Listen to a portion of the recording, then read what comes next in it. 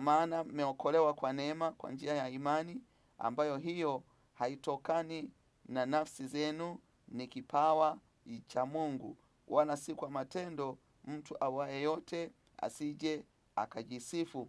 Kwa hiyo Mungu anatuambia, au Biblia inatuambia, tumeokolewa kwa neema kwa njia ya imani, ambayo hiyo imani haikutokana na nafsi zetu, bali ni kipawa kutoka kwa Mungu.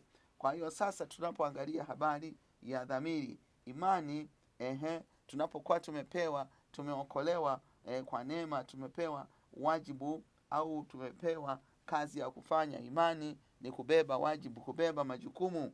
Mungu ametupatia kila mtu, unaona. Lakini vitu hivi, vipawa vingi ambavyo Mungu amevitoa, kitu kama imani, kitu kama dhamiri, Mungu ametupa, lakini ni vipo katika ulimwengu